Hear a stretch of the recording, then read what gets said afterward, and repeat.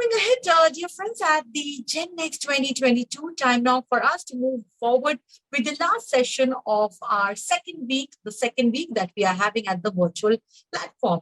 So here we are, Gen Next Thought Leadership, Business and Law Congress 2022, where we are having stalwarts and next-gen professionals, business owners who are waiting, who are the change, the voice of change, driving the narrative with Gen Next 2022.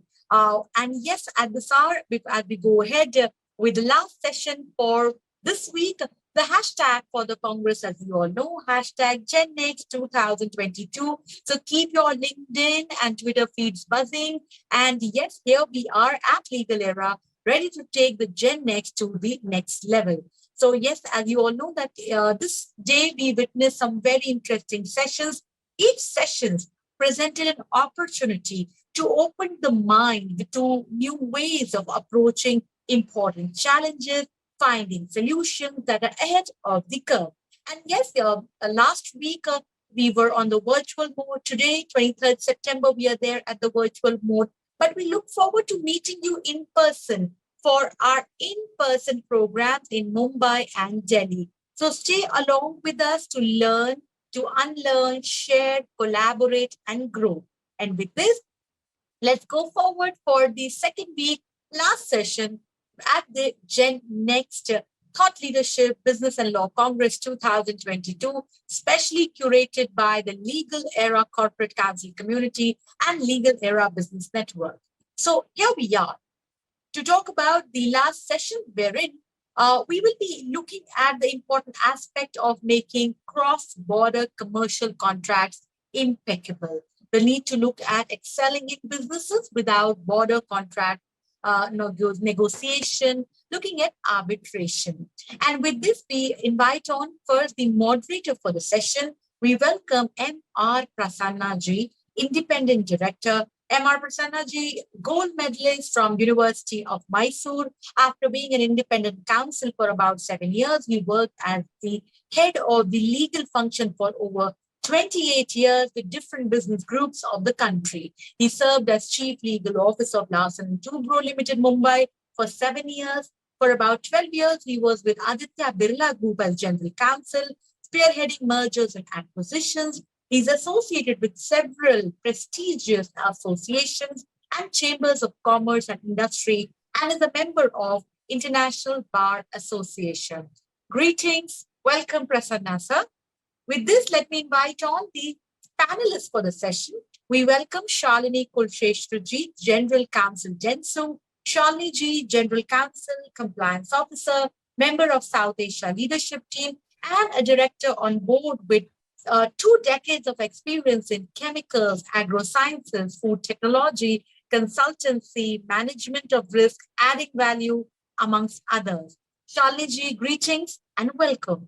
We welcome Manish Lamba ji, General Counsel, DLF Cyber City Developers Limited. Manish ji started his career under the privilege of Shri Harish Salve ji, Senior Advocate and Ex-Solicitor General of India. Manish ji believes that he has indeed learned from the best. Manish ji has been actively giving lectures and is visiting faculty of various academic institutions, professional and law colleges, and currently he is he's a general counsel at DLF Cyber City Developers Limited with rich experience of over 25 years in the areas of commercial matters, corporate laws, advisory, litigation, intellectual property, corporate restructuring, compliances, amongst others. Manish ji, greetings. Welcome. We welcome Yogesh Wadhwa ji, General Counsel at Hyundai Motor India Limited. Yogesh ji has an experience of 20 years in legal profession and a mix of in-house and law firm roles. He has set up various businesses, negotiated and closed mergers and acquisition transactions, worked with stakeholders all across businesses, managed complex litigations, supported government relations and public policies also at the General Motors. So on that note, I would request Prasanna sir to take the lead from here. A warm welcome to Yogesh Wadhwa ji, Manish ji, Shalinee ji, our distinguished panelists for the session. And I request Prasanna sir to begin the deliberation. Greetings to everyone. Welcome at Gen Next 2022. Prasanna sir, over to you. Thank you. Thank you very much indeed for that very useful introduction, because it doesn't eat into our panel time. I don't have to introduce my panelists all over again. We can just launch into our discussion straight away. The, the topic is extremely important. Right at the outset, I would like to say that the General Counsel, the three of them whom I see here, like any other General Counsel, they are not lawyers, they are business enablers. The fact that they have a legal background is incidental, but the way their mind works is entirely oriented towards promoting business. And therefore, contracts assume a great part of their time, effort, and focus, particularly cross-border contracts. The cross-border commercial contracts are always very exciting, at the same time very challenging, depending upon the jurisdiction in which one operates. If you are if you have done business in a particular jurisdiction many times, you have that experience, and yet you still find that there is something to learn. But if you have doing the business for the first time in a new jurisdiction, it is a little bit challenging, not because it is not doable, but because you have to put yourself on a learning curve. And we all know that's why legal profession is called practicing the profession. We are forever practitioners. We are always surprised by what we do not know rather than what we know. And therefore, I have the privilege of interacting with three distinguished General Counsel who will talk about the various aspects of cross-border commercial contracts. In order to make sure that this panel discussion goes in a particular manner, I have had the privilege of interacting with all the three panelists and agreeing on a particular structure so that the discussion flow is continuous, at the same time contextual, and it also has a story to tell behind each of those questions, and the panelists will, wherever appropriate, share some experiences. So as opposed to sitting on a stage and sharing chairs and doing a physical meeting, this is something different. I really enjoy it because that has been the kind of the forum that we are used to now over the past 3 years. And I'm sure all of you will, whoever is participating, will find this entire panel discussion very enriching. With those very brief opening remarks, I would like to turn to my very good friend Manish. Manish, what kind of due diligence one should carry out in the case of outbound investment to ensure that there are no surprises along the way? And can you elaborate a little bit on the scope of that due diligence? Thank you. Thank you, Mr. Prasanna. It's always a privilege to share thoughts and platform with you. So now, insofar as international investments are concerned, wherever you put your money, you need to be very, very serious and do the entire due diligence to the extent it is possible. It is for the international contracts or international investments, it's no different, but only the degree varies because of the uncertainties which are there. The uncertainties with respect to law, the counterparty, the entire, you have to take the political environment into consideration, you have to take the global environment into consideration, you have to take what kind of risks that you are going to have in a foreign jurisdiction. There could be cultural issues, there could be social issues, commercial issues, the manner in which the working takes place. So therefore, the transplantation, if you were to transplant one tree from one continent to another, it will not survive. I think it is only the human beings, if you put them in the Himalayas at -50 and you put them in the Registan of the Rajasthan of +50 degrees, they would survive this 100 degrees of temperature. But the same is not true insofar as human relationships are concerned. So therefore, when you make investments for profit. And when you make investments for profit, there is always an element of risk. And therefore, you do all kinds of due diligences which are required to be done, the history, the politics, the legal system, the social system, the practices which you have in India and how they are going to impact. To give you an anecdote, the kind of thing was that we were operating in when I was in Airtel, we were operating in the whole of the country. Each state was a separate jurisdiction if you look at the manner in which telecom has operated. But when we took telecom to Africa, then those 22 circles were 22 countries, and each country had its own nuance. So when information, document, data, or information, money, when it travels from one country to another, it has many nuances. So sometimes you may make money, but you cannot repatriate it. Sometimes you can repatriate it, but you don't make money. So that balance needs to be done. So what a foreigner needs to do when it comes to India, we also have to learn and unlearn many things. And the same is the practice which we look at insofar as contracts are concerned. Different jurisdictions have different types of contracts, and sometimes it depends upon the opportunity which is there, and sometimes you have to be strict and sometimes you have to be liberal. So it is one system, and there cannot be a solution for everything. But yes, you do a complete due diligence with respect to the viability of what you are entering into. If you enter into a contract or a jurisdiction where the business is only one-sided, it may not survive. Your customers need to be solvent. Your suppliers need to be solvent, and that entire supply chain, contracts, investments, the foreign exchange rules.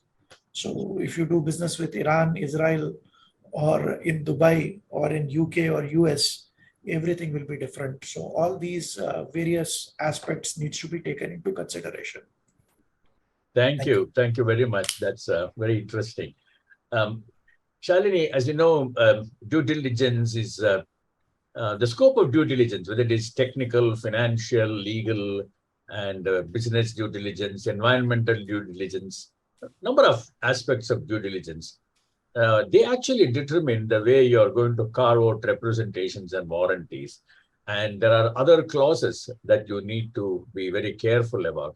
So it would be very useful to hear from you on the key distinguishing clauses that you pay more attention to in the context of international commercial contracts.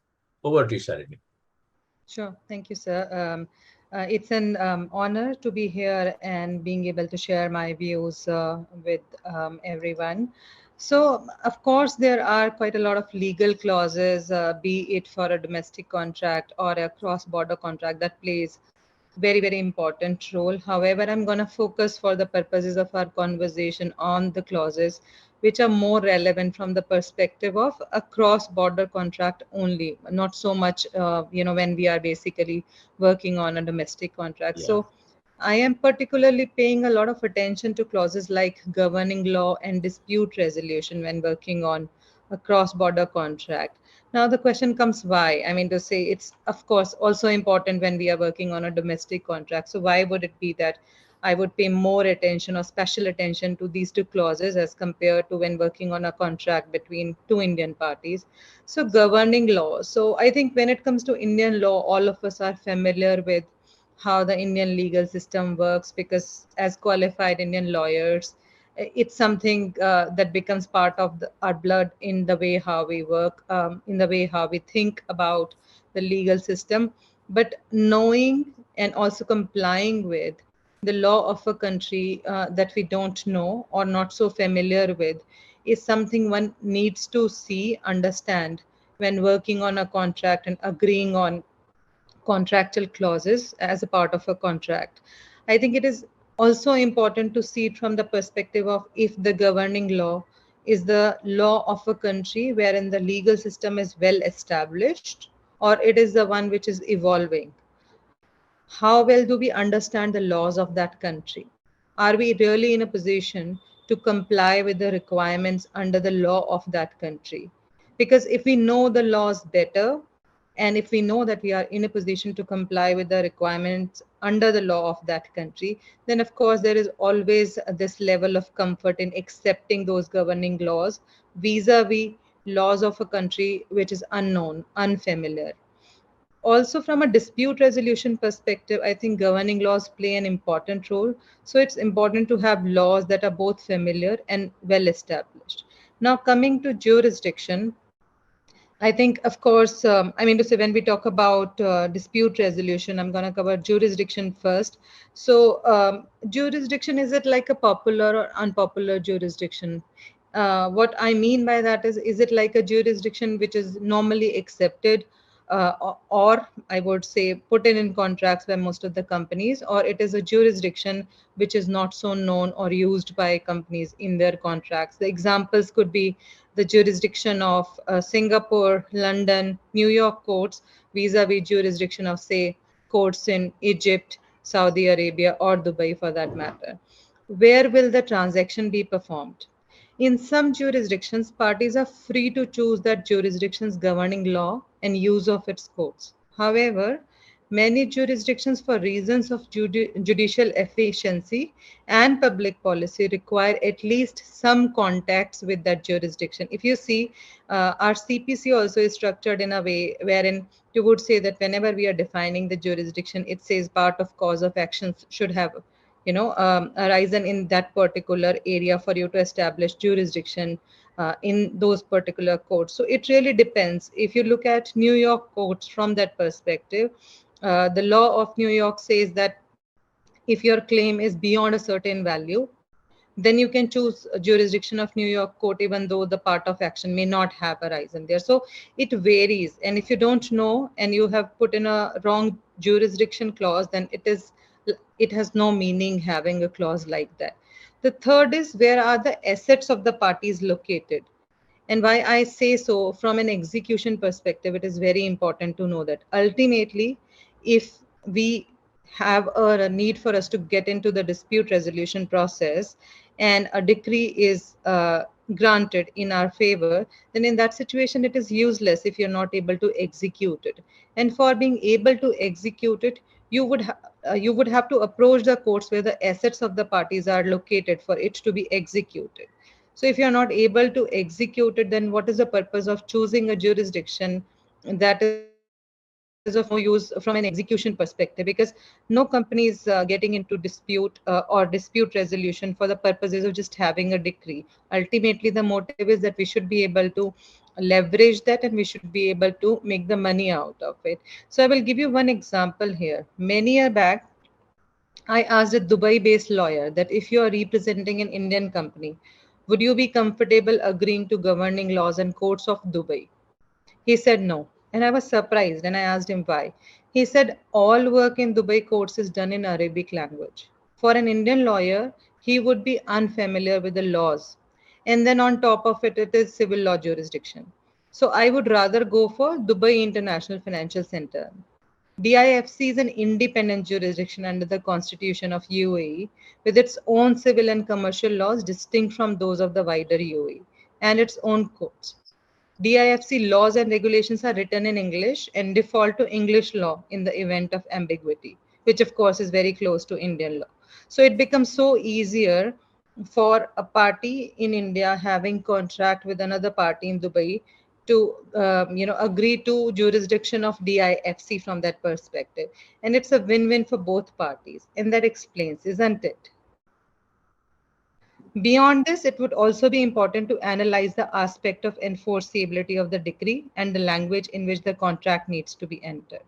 In some countries like Germany, Saudi Arabia, etc., entering into the contract in English is still not that popular. Thank you, Shalinee. That's very, very useful. I quite agree with you that entering into a contract is one thing, but to enforce that contract or enforce defaults under that contract and to be able to claim damages or enforce your rights, or sometimes even ask for specific performance if that is a very good case to be made out. All of these things revolve around the governing law and the jurisdiction and also the choice of forum that you actually make. And I think it is extremely important to understand that I was actually planning to ask you one more question with respect to well-established legal systems. I think you did cover it, but I'll come back to you with some other aspect which I would like you to talk about as we go forward. I would like to turn to Yogesh and actually ask him, Yogesh, when we talk about cross-border, it is not just about outbound investment. It's also about inbound investment. There are foreign people who are wanting to do business with Indian partners in India because India can be a very good base for them to access other markets and also make themselves more competitive in terms of pricing, in terms of sourcing out raw materials and various other aspects. So there are a lot of economics involved and economic sense that makes when a foreign company actually chooses an Indian partner to do business in India and set it up. So the Indian partner cannot be taken for granted as a silent partner. The Indian partner would also like to be actively involved, and therefore there has to be monetization of his time and investment, etc. So there a question, the investment comes in. So when it comes to outbound and inbound investments, what are the things that really come to on top of your mind that one should be actually be careful about? Thank you, Mr. Prasanna. I think I'll say that these questions have already been partly answered by Manish when he started speaking about the various aspects which one needs to consider for while investing in, say, any of the country, be it India or outside. I'll say that any investment scenario starts with a mindset that, when two people are looking to get married, be it a joint venture or be it, setting up a wholly owned subsidiary also, or any aspect of investment that requires, a different kind of mindset that we are willing to get into a relationship. Now here, that will require transparency, that will require a lot of understanding of the culture of that particular country, that will require the understanding of the laws of that particular country, because each country will have its own peculiar kind of issues about the investment norms. For example, in India, we have the FDI requirements, which are very different to, sectoral kind of issues. There are requirements when it comes to conditions which are getting imposed. We can take example of the recent investment of the Foxconn, which has been done into India, into the semiconductor industry. So while at one side the government is giving various kind of incentives under the PLI schemes, but equally there are various kind of obligations also for that particular investor to meet in terms of, it could be employment, it could be infrastructure, it could be the particular capitalization which needs to be done. There could be very similar kind of requirements when someone from India is looking to invest out of India. I'll take two examples here, and it's very important to understand the cultural aspect here. One of the successful, investments, what we can speak of, is about the Tata and Starbucks. Now, if we get into more of a little bit of detail into this, then Starbucks, as I was reading, they actually waited for the right partner to partner with. I think, they did their assessments in terms of quality, the right kind of partnership in terms of, what are your strengths and what is my strength. They went around doing their DD in terms of, they explored their relationship with the Future Group as well as with Jubilant. But finally, they got hands into with Tata's. So I think this was the right kind of opportunity which they looked around in terms of investments, in terms of understanding the strength of each other, as I mentioned, and also the kind of a right cultural fitment. So those kind of requirements are very, very important to understand, besides obviously understanding the overall legal environment of that particular country where you're looking to invest. I'll take one more example of the outbound investment. I used to work for Kane Energy, and Kane invested into a block in South Africa. And I remember when I went to South Africa to do this negotiations, I was asked a question that you have taken so many negotiation terms, so many exceptions to the terms. I said, because I'm coming from a different country. I'm not familiar with your jurisdiction. I'm not familiar with your laws. And that's the reason you will see so many points for open discussions. But eventually, when we started thrashing out things, we realized that while at one side the comfort was growing, but equally I was understanding the law more. Now, it could be, again, from a perspective of how tomorrow I'm looking for any kind of repatriation, or tomorrow, in case I want to exit, how feasible that will be. So I think there are plethora of things which we definitely need to consider. But equally, the more important thing is transparency and trust, but not at the cost of a proper due diligence. Very, very well put. Very well put, Yogesh. Excellent, excellent. And those anecdotes were very, very useful. They actually put matters in perspective. That's very, very nice. Thank you. May I, Manish, turn to you? And, when all of us as GCs, we have a very good understanding of our business and very good understanding of Indian law. And we are also pretty comfortable operating in a Commonwealth jurisdiction. But when it comes to civil law jurisdiction in Europe and the West, we suddenly feel uncomfortable because we have this fear of the unknown. And the fear of the unknown prompts us to go to sources which will actually allay our fears and make us get comfortable or help us decide not to do the investment at all. So there are various ways we can actually find out where we stand. How do we need to structure the contract? How do we need to look at the risks that are exposed to us under the governing law, whether the contract is enforceable in all its force? All of those questions come on top of our mind. And therefore, it becomes inevitable to look for a very good external legal resource. Now, that again, you can't penny pinch. You pay peanuts, you get monkeys. As simple as that. So how are you going to balance the budget that is given to you and at the same time get the best advice possible without compromising on the quality of advice that you get? Prasanna sir, there is a very anecdote which I will share, and which I will say what happens is that you have also practiced and I have also practiced before we moved in-house. Yes. This is a dilemma with the lawyers. When you are in practice, you don't get good clients. And when you are a client, you don't get good lawyers. So I have not been able to solve this puzzle, but I'll let you know that what parts of this puzzle that you can sort out and things of that nature. And you said that, yes, if you pay peanuts, you get monkeys.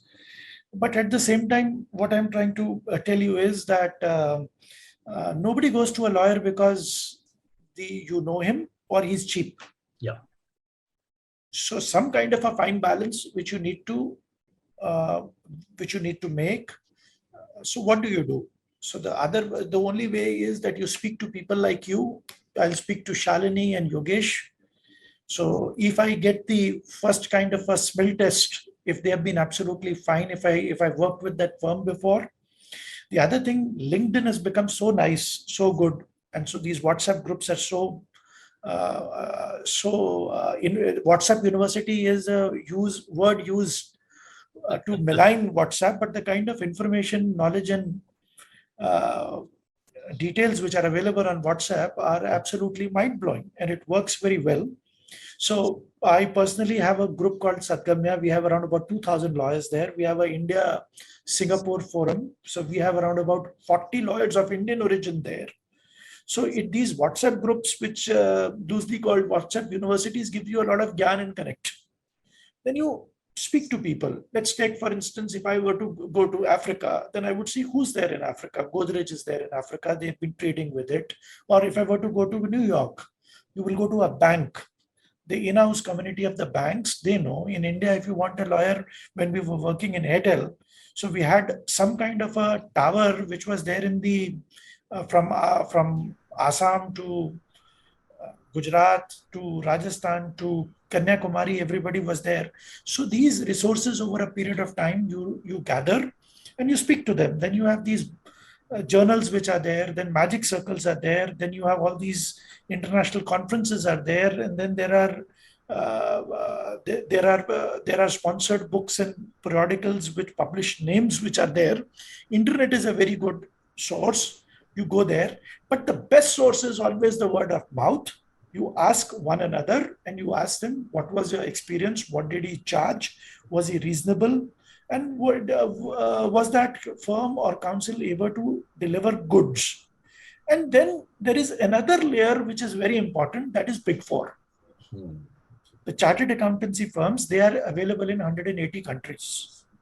And unlike in India, they also work as law firms or some kind of a base. As a result of which, when you speak to the partners of this Big Fours and their counterpart, you will gather that kind of an intelligence and you are able to do so. So ultimately, no matter how large the legal market is, at the top of it, there will be only 10 names which will come to be common, and then you have to take a leap of faith. You speak to them, you see your comfort, and then you put a nimble foot, and then you have to swim or sink with what you choose. And there is another way of also dealing with it. Insofar as these large law firms like Big Four, we have around about 6 or 7 law firms in India which have 100 or more partners. So those 100 or more, not partners, 100 or more persons, they are the ones who have been dealing with them. So you speak to them, you get the smell test, as a result of which, and now you have Indians and Indian community everywhere in the world. And WhatsApp and LinkedIn is a very good link. And that's how you ultimately decide. There is no other mechanism which is available. I know that there is a tool which somebody has developed now. If you were to look at it, if you were to go to a particular court, it can actually draw. If you name a person of a practicing person, you can find out in how many cases the person has appeared, what was the success rate and things of that nature. But these tools are at a very nascent stage. And I hope this AI will also develop, like how many arbitration petitions are there in Delhi High Court or in SIAC, how many, who has done what. All these reports are available, but the information is still not, the data is not so large enough for give you an intelligent solution. But that's also what we look for. And I think that's about it all. That's how we choose. Thank you, Manish. Your experience shines through. I can quite see that. Thank you very much. Years of experience speaks. I'm rather tempted to sort of ask both Yogesh and Shalinee some supplementaries about this particular aspect. Shalinee, do you do a beauty parade before actually choosing a particular law firm? And what are the things that you really look for? Do you look for reputation, look for professional competency in that particular vertical, and their experience of working with Indian clients? What are the things that you typically look for when you do the beauty parade? Sure. So I think one of the important things which is very, very critical for me and for my organization is ensuring that the law firm we are working with follows the highest level of ethical standards. Because I think it's very well known to all of us that when we talk about legal professionals, there are certain such practices involved which we may not want to see as GCs, and we would definitely not want to work with someone who is involved in those kind of practices. There were situations wherein I worked for companies and I came to know that the law firm or the lawyers, individual lawyers we were working with, were involved in unethical practices, and that in itself became a reason for me to stop working with them immediately, same day, without even thinking about it, how we are going to handle matters from here on. So that definitely is the topmost criteria for me when looking at the law firms. Of course, my colleague Manish has shared quite a lot of common points that I also think through NC and WhatsApp is definitely something that comes handy in terms of finding out law firms and lawyers in multiple jurisdictions. And I think I also use Sadgamya and other WhatsApp group very often, wherein when I'm looking for a lawyer in an unknown jurisdiction, I would just drop a message saying anyone has experience of handling or working with the law firm in this area. And this area or this territory or jurisdiction. And when you are getting endorsement from someone from the legal fraternity, that of course raises the level of confidence. And the third criteria that I pay attention to is, of course, the fee. When I say fee, uh, it always has to be proportionate to the benefit I'm getting, from the business advice. So It can't be that for a business of 10 lakh rupees, I'm taking an advice of 3 lakh Yeah. rupees. So it has to be proportionate. So as long as that proportion is there, and there could be situations wherein you may not even consider what the business value is, because the matter itself is critical enough for you to not think about the fee you are paying to the lawyers, and then you will just pay for it and want to receive the advice from the best in the best of the best in the world.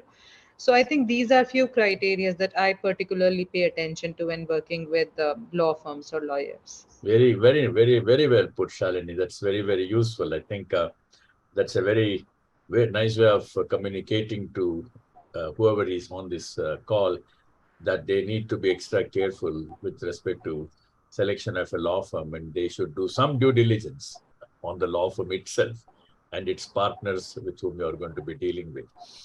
I'm now somewhat related, Yogesh. I want to ask this question. This was not something which I had planned, but I just felt like asking. There are people who empanel foreign lawyers, empanel domestic lawyers, and empanelment. And so they seem to get sort of restricted to choosing one among the empaneled lawyers. The first question is for you to see, do you favor empanelment? I would rather have certain amount of leeway in looking out into the market and choosing the best possible legal resource, number one. Number two, having chosen that legal resource, the business people are extremely anxious that you should not overshoot the budget that they have given you. Because among everything else, the business actually pays for all the expenses at the end of the day. Constantly, they are looking at you to see how much of it you can do yourself and how much of the work you are going to farm out to the international counsel or the domestic counsel, as the case may be, because you talk about both inbound and outbound investments. So I just want to have your perspective as to what your take on empanelment and also on work share. Thank you, Mr. Prasanna. I'll say that very rightly said that, to begin with, our approach has been that whatever possibly we can do in-house, that should be the starting point. Now, in my current organization, I have a team of 14 people, which are very well versed with various kind of situations. We normally, most of us have worked in law firms or have been in the practice to begin with. So the starting approach always is that when it comes to any kind of a new issue, we start with our own research or we start with own drafting kind of work. Yes, once the matter gets into a litigation, we have no choice but to outsource that. So there definitely we need someone to represent us either before the courts, or there could be many, many scenarios where, we need to impanel any kind of law firm basis any kind of a new business strategy, or there could be situations where we are also doing some sort of M&A. Now, in most of the times, what I've seen that when I choose any kind of a law firm to work with, as Manish rightly pointed out, in most of the cases with experience, I think I would have interacted with a lot of law firms across various tiers, be it tier 1, tier 2, or tier 3. And yes, over the years, I have drawn a kind of a comfort with a couple of individuals, I'll say, whom I know, whom I have worked personally over the years, who could deliver me the right kind of results to my expectations. Now, it could be from a responsive being perspective. It could be on the cost perspective. It's definitely to do with ethics, but equally understanding my business when I'm outsourcing the work, that everything counts. Cost definitely comes into big time the picture, but equally I'm very well conscious while going to any outsource firm that they should be able to connect to my business requirements. What am I looking for? Yeah. Because there have been, let's be honest, that there have been many, many scenarios I've faced in my career wherein I might be working with either the tier 1 or tier 2 law firm, but the partner who's sitting on the other side, they are giving me a very theoretical kind of advice. That thing never helps. So I tend to choose people, yes, with the word of mouth, with my prior experience, who should be able to help me connect with the business perspective and who understands the law per se.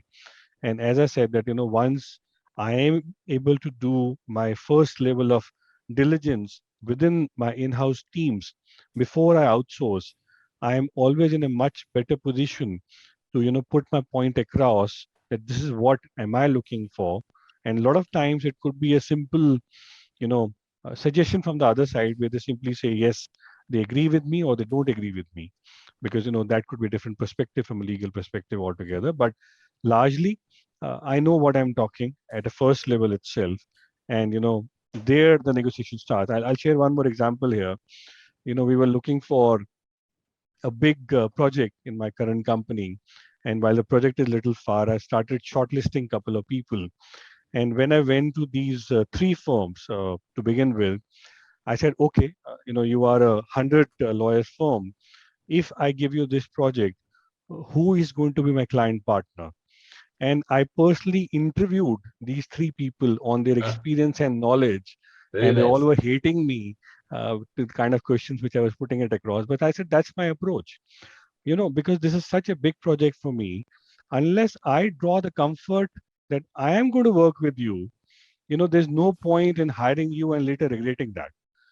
So those kind of checks and balances I try and maintain. And Shalini said the right thing that no compromise on ethics. That's something not to be compromised at all. So it's a mixed kind of various kind of views, and I hope with a lot of word of mouth, it really helps over the years. Excellent, Yogesh. That was very, very, very, very useful and very insightful, if I may say so. Mr. Shalini, Prasanna, yeah, Mr. Prasanna, if I were yes. to add Please add. Please two more add. points, one on retainer. Yes. There is absolutely no answer, no thing. Retainers can be good, they can be bad, they can be good because there is a continuity. And ultimately, if some answers can be given in yes and no, they don't require very extensive paperwork.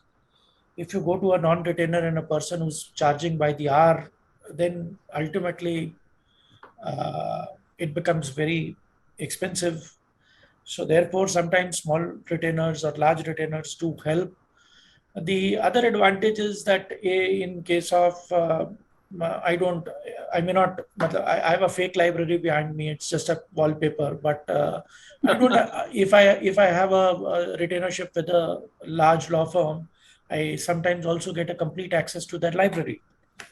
So as a result of which library not only means the books, but also the opinions which they would have given to the competitors, not a competitors in a sense that ultimately to other companies and things of that nature, you draw some benefit out of it. So that sometimes helps a lot. But apart from retainers, if you have sometimes people like you on the board, then sometimes what happens is that it becomes very easy for uh, for a lawyer. It may be 2 plus 2, very simple, but the business would say 2 plus 2 is 22.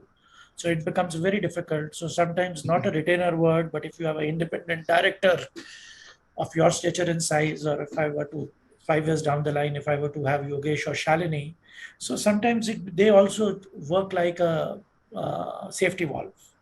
So it becomes very easy. So sometimes promoters, directors, some very intelligent people do not like to hear no, or do not want you to say anything which is not to their liking, which is not business like. But sometimes, so there is a continuity of relationship insofar as these retainers are concerned.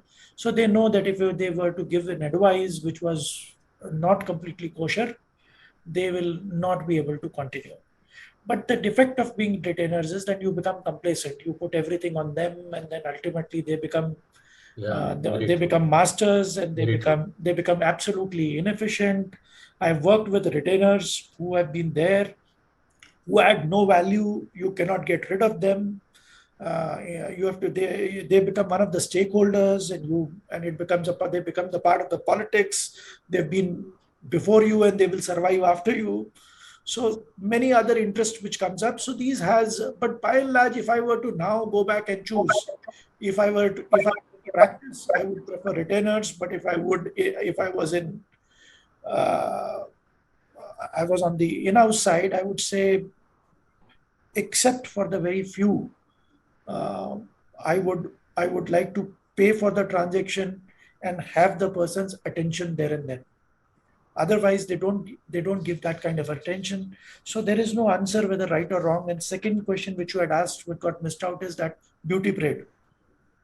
So if I have to do a due diligence of a land or a property, or let's take, for instance, a kind of a job or something of that nature, or some transaction, distributorship agreement, or maybe routine recovery kind of matters, or sometimes even a large public issue or a foreign bond or something of that nature, beauty parade always helps. As a result of which, if you look at even the government of India, sometimes if you does the beauty parade, and for the privatization of an airport, large law firms would charge 1 rupee. But I'm not talking about that. But beauty parade sometimes bring kind of a sanity. If you have the 4 best law firms in the country and you have a large arbitration and you are comfortable with all 4, so if you ask them to give a fixed fee, lump sum fee contract, so what happens is it becomes reasonable sometimes. You may still choose, you may still not go with the L1, you may negotiate with the other one, and it becomes easy. Not every legal matter is complex, and sometimes the same work which can be done for, you get quotes from 25 lakhs to 2.5 crores in India.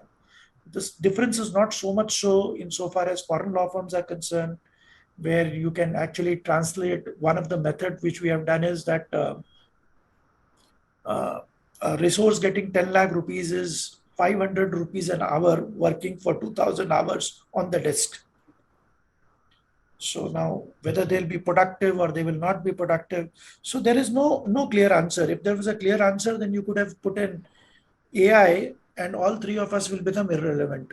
So we have to always think, and what I'm saying so is true reference to a context, and there are no absolute truths in law. I think very Thank you. rightly Thank you, put Manish. across. If I can also share an experience here, because when it comes to retainership, at one of the occasions, we tried to get someone on panel where we gave all our matters to one particular law firm, and 2 years down the line, we realized that the people who were actually working for our matters, they all left, and there was no one taking care of our matters. We started getting warrants against the MDs because the matters were not even dealt with. So these also kind of situations have been a challenge. So I think I totally echo with the thoughts which Manish gave. I'll also prefer not to take someone on retainership, but one, to keep a tab on what's happening, but equally to spread out the matters where I'm able to manage the things in a better fashion myself, keeping a check on what's happening. Yeah. So there are no clear answers, and ultimately, I agree. And sometimes what happens is the retainer is a very good friend of your promoter. That's the end of professionalism in the system. So therefore, I have worked with many companies, so where the GC gets to choose. So most of the law firms are interested in knowing what does the client want rather than what is correct. And who's the client is another answer. So if your promoter or your director or your MD or the business who's driving that transaction, what suits them more rather than the larger perspective gets lost. Yeah. So therefore, checks and balances are very important. Peer review is something which does not happen in our industry too much. So even a large... Manish, the books behind you may be fake, but whatever you have said so far are very, very real. No, I'm just speaking from the heart. So therefore, so I've been a beneficiary and a victim of retainers, and I've been a beneficiary and a victim of even contracts. If you go to Punjab and Haryana High Court, sir, if you don't mind, I'll share an anecdote rather than something. So I'll tell you, okay, I should not have named the High Court. So if you go and sit in that senior's chamber, so the question which he'll ask is from the other side, because they're all friends, and some are, okay, are you on a diadi or on a theka? Have you taken a lump sum fee, or you are charging by the appearance. So if you do not have a lump sum contract, a matter you can suffer 32 to 40 adjournments.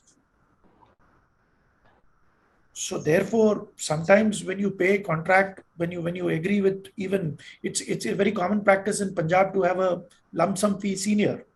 If you choose not to do so, you will be paying 5 times more what you have paid in Bombay. Oh, okay. So as a result of which, you will have to see whether you want to retain him at a fixed fee or you want to do something. So it will all depend where you are. So in Delhi or in Bombay, nobody will agree for a fixed cost insofar as a senior counsel is concerned. Thank you. We are, in fact, we are so carried away by very interesting discussion that the clock doesn't exactly sort of motivate us. It's just sort of overtaking us.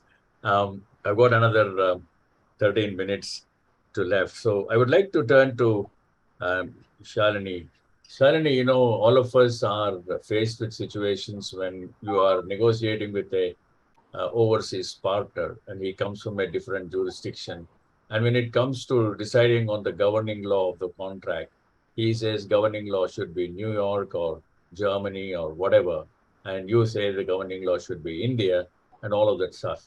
And you even sort of try to win the argument by saying the contract is going to be performed in India and therefore the situs of performance is here and therefore logically the governing law should be India. But then it is a losing battle because you want that person, there's not much of choice but to do business with that person and you have to give yourself into the governing law. So how do you balance your interest when you have to concede this position to somebody? Sure. So I think as long as it is a familiar jurisdiction and well-established legal system, then your job is easy. I have worked on contracts which were governed by laws of, say, England and Wales, New York, Singapore, which are very well-known jurisdictions, very well-established legal systems, and very well known from the perspective of compliances that we have to undertake as an organization when working with the partner or maybe the vendor or the client in that jurisdiction. So it never creates a barrier in our minds when accepting the laws of these countries. However, when it comes to lesser developed countries from a legal standpoint, like Egypt, Saudi Arabia, especially based on my experience, I always suggest that preferable approach is to have the business routed through your local legal entity in that country, because that local legal entity in that country, any which ways, has to know the local law for that particular country and has comfort in complying with it and taking obligations that an Indian company may not have in accepting, for an unfamiliar jurisdiction. But then the question comes, and again, now I'm not basically talking from a legal standpoint. We all know that after being in business for such a long time, we become more business lawyers than just lawyers. But the question that you would typically receive in such situation from your business leaders you're supporting is, but I'm not getting the revenue. If you are giving me a solution that the legal entity in, say, Egypt or Saudi Arabia has to sign the contract with the client in that country, then the revenue is going there. So you have to also, in addition to that, work on a model in such a way that you're signing an intercompany agreement so that ultimately the revenue is flowing back to the business originator of that idea, that client, that pitch, or I would say that lead, that was there. But if it becomes totally unacceptable from an internal, I would say, structuring perspective, in that situation, what I do is I work with a law firm based out of that country. I explain them the transaction. By transaction, I need to say if we are the one providing the services, what kind of services are we providing, and then take their opinion on what kind of compliances or risk we could foresee in a situation like that. So, just to give you an example, there was a situation wherein we were entering into a contract as an Indian entity with a client in Egypt, wherein we were getting access to personal sensitive data of their customers, And the client was adamant on us agreeing to indemnify for any breach or non-compliance of the laws of Egypt and Saudi Arabia. Now, it's an, of course, unfamiliar territory, and there was so much of discomfort because you don't even know what you're signing up on and what is the level of risk. So we took the advice from the law firm, tried to understand what kind of obligations may fall on us and what kind of liabilities, and then of course took a calculative call taking into consideration the risk vis-a-vis the benefit that we were deriving from the transaction. So that's what I typically call in my language as cost benefit risk analysis, which is what I'm a big fan of. So I would normally do that, and along with business, take a call on if to proceed or no. And that's how I look for any cross-border contracts from my perspective. Thank you, Shalinee. That's been very, very useful indeed. Yogesh, Shalinee mentioned about indemnity for data protection. Consequently, some people perceive data protection as a big risk. So when that is factored into the overall structure of a contract, how do you see that problem panning out, and how do you actually deal with it?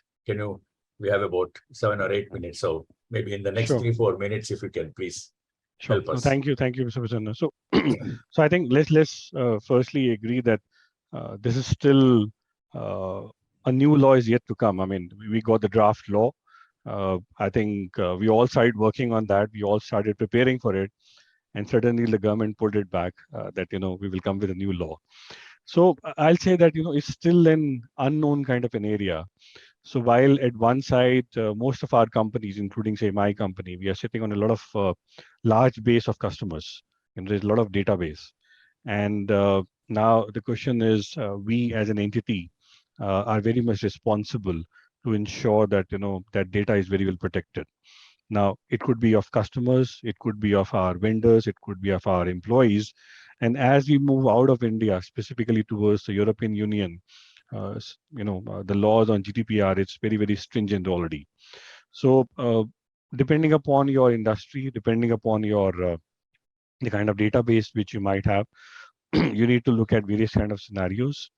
If you are looking to share the data with any kind of a third party specifically, for example, if you are looking to put all the data on a cloud, now you might require a third party to work on that kind of requirement. Yeah.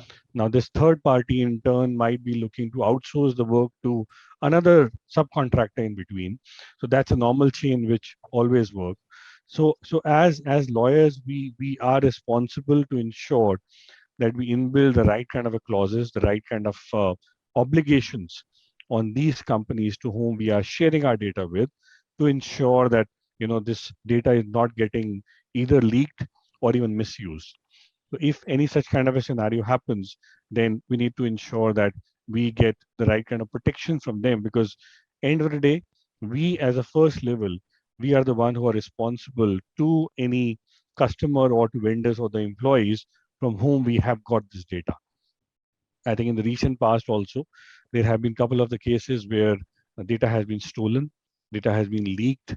I was reading a couple of news which said that, after the data was stolen, these hackers, they actually demanded a lot of money, and that to be paid in Bitcoins. You don't have a way how to deal with them. That's very much illegal, but then the level of protection which you need to build upon, that's something which definitely needs to be looked upon at the first level itself when you get into an agreement. So just a couple of thoughts here. Thank you so much. There is one concluding question that I have for all three of you, because this is very important from the context of maintaining relationship with parties and to make sure that we don't unnecessarily come across as a litigious company or a company which tries to pick quarrels at the drop of a hat.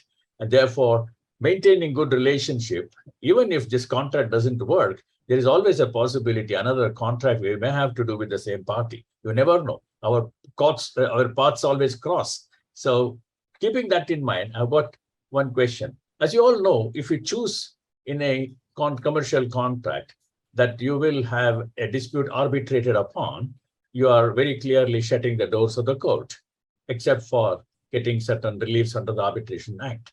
So I want to ask you a question, depending upon the nature of the contract, how would you actually ensure that you decide whether to arbitrate or to litigate? And in the process, how would you actually bring in mediation? So, Shalinee, you go first. Sure, sir. So I think when deciding between arbitration and litigation, my perspective usually has been first of all understanding the overall transaction, because there could be certain transactions, when you look at what kind of disputes may arise, what is the probability of the kind of disputes that may arise out of the transaction.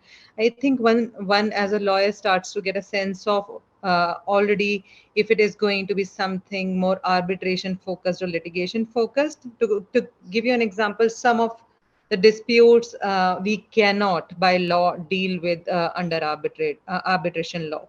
So if we think that under that contract we would have issues arising of that kind, then of course arbitration is something one has to choose or should choose, I would say, automatically.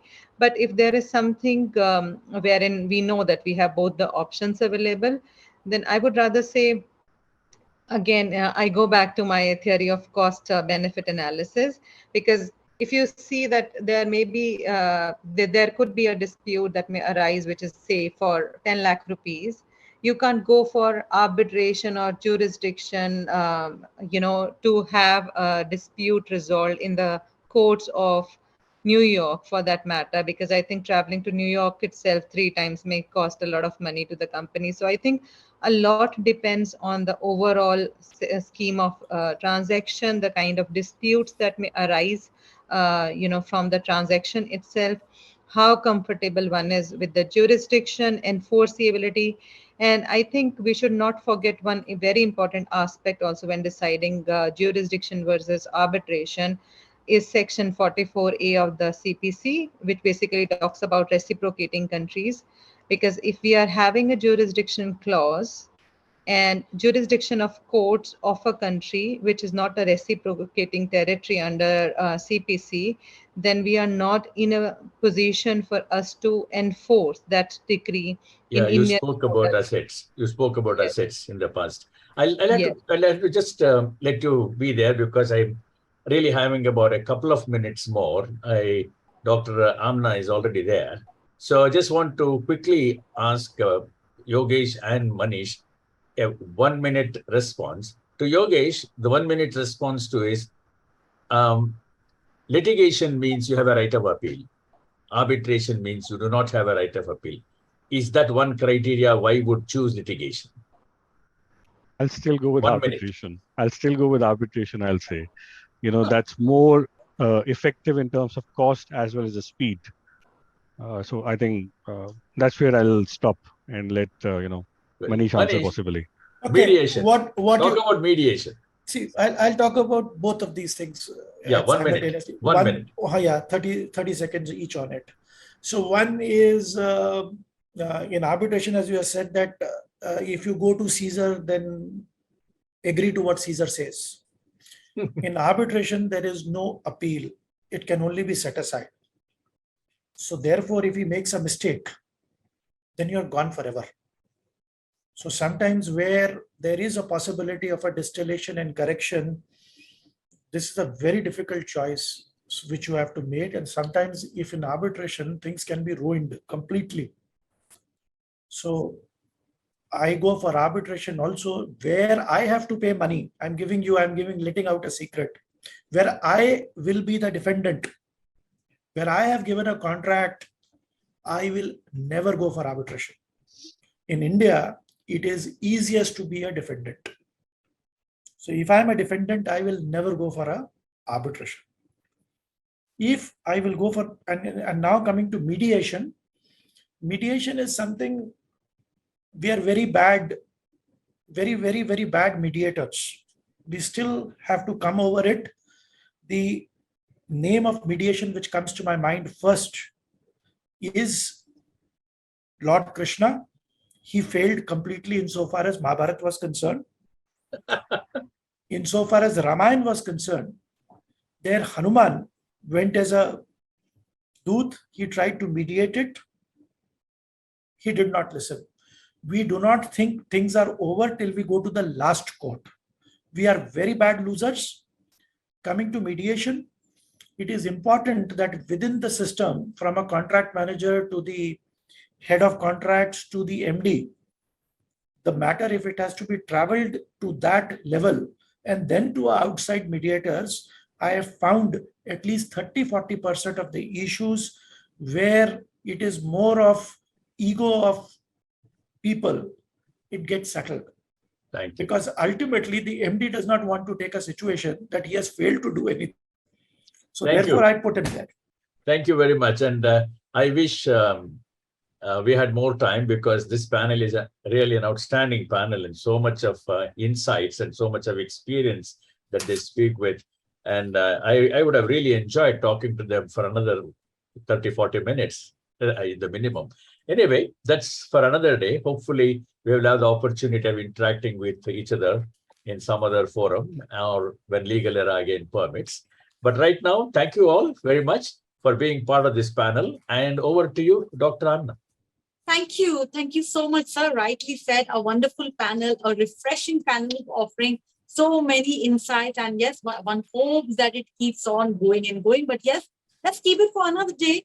We look forward to having you all in person on 30th September at New Delhi Hotel Le Méridien and on 7th of October at Hotel Taj, Santa Cruz. So once again, thank you so much to our distinguished panelists, our moderator. Gratitude. With this, we come to the end of the Gen Next second week, and we look forward to meeting you all in Delhi. That's next week, Friday, 30th September, and in Mumbai, 7th October. Thank you so much. Thank you very much. Bye-bye. Thank you. Thank you, Shalinee. Thank you, Yogesh, and thank you, Manish. Thank you, sir. I thoroughly enjoyed moderating this discussion with the three of you. You're really, really very, very good. Thank you very much. Your company is a privilege, sir. Yeah. Same Same here. here, sir. Likewise, sir. Thank you. Thank you. Thank you. Thank you. Bye-bye. God bless. Thank you. Bye. Bye.